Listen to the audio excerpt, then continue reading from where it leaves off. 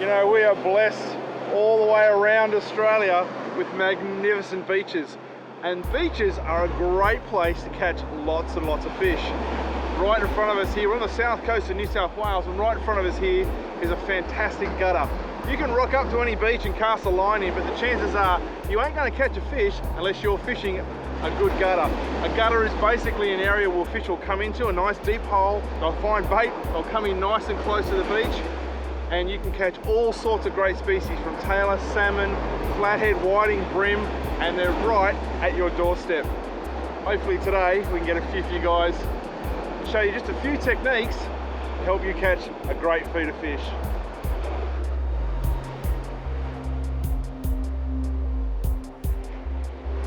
Woohoo!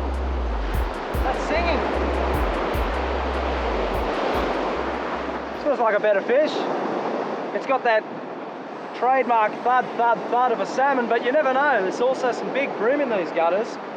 When you're looking for a gutter on the beach, you want something quite close to shore for brim, but when you're looking for whiting, you want something sort of flat with waves breaking over it, as they'll get in the shallow water and look for pippies and worms. But I'm fortunate enough today to have both those scenarios, and we're getting a few nice fish. This one's smoking. Now, while I'm using 20-pound braid, I've actually only tied a 12-pound monofilament leader on here, so I'm going to go quite easy on this fish. I'm only using really small hooks. A size 4 long shank hook is perfect for beach fishing when you're using worms, which we are today. This fish is doing some amazing things. I'm not going to call it yet, but I'm just happy to be on the beach catching a fish. It's pretty good stuff.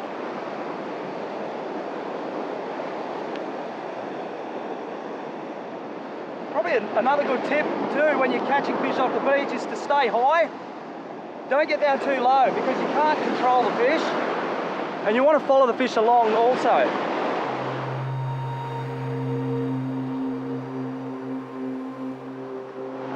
You know, you can pull up your car at the beach, walk across the sand and start casting, but chances are you're probably not going to catch much. Do a little bit of homework and try and find a gutter. This is a prime example of a fantastic gutter. In fact, I haven't seen one this good in years.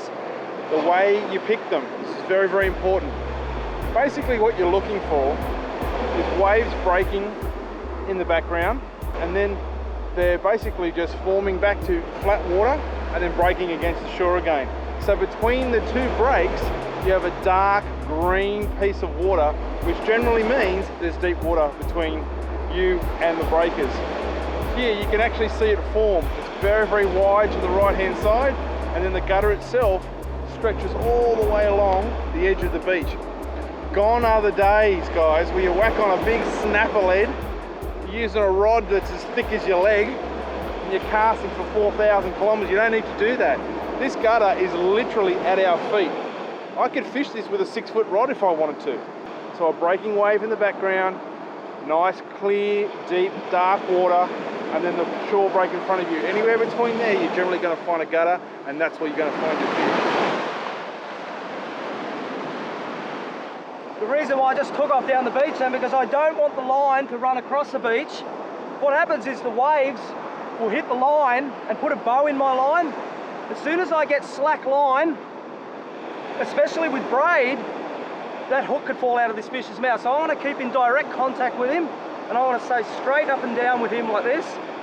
But I don't want to get too close, because if I'm too close to him, there won't be any give in the rod and the line, and I also could pull a hook. So it's much best to fight a fish up from a distance, and when you get them down to the surf zone, hopefully your mate can go down and grab it for you. Otherwise you just wash it up with a wave, and hopefully this fish stays connected, and I can show you that.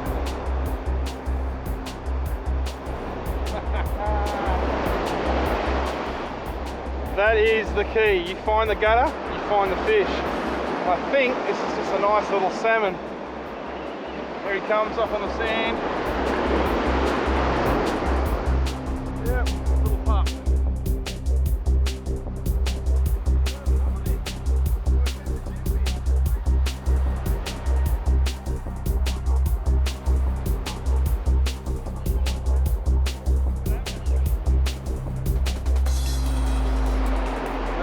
guy is just a pup compared to the one that Andrew's got on. Bigger ones out there. Let's go check this fish out.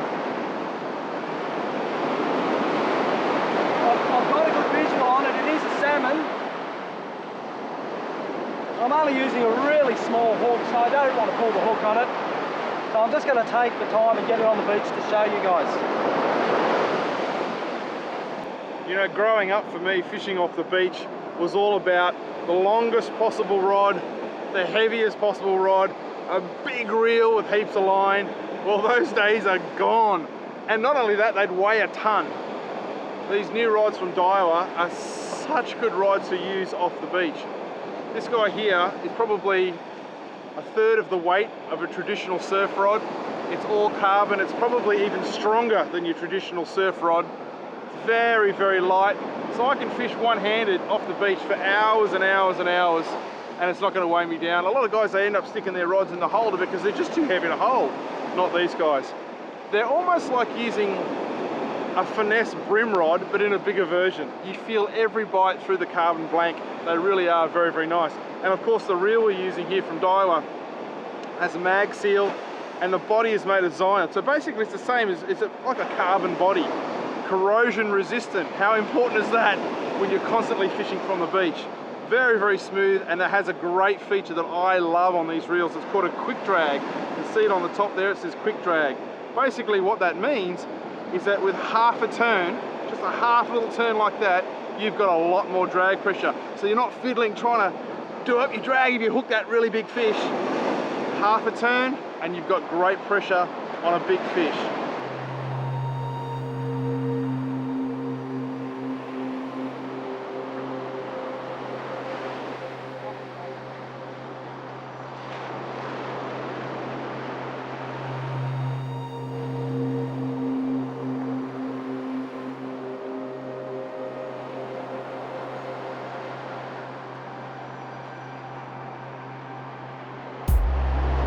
That's a beautiful Eastern Australian salmon.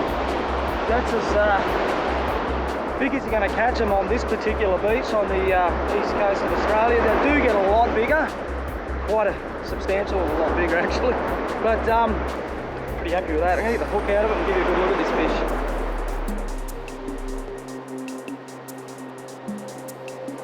Tiny hook, basically fell out. Going to put this rod down and then let this fish go. Lovely Australian salmon. These are great fish for introducing kids to beach fishing.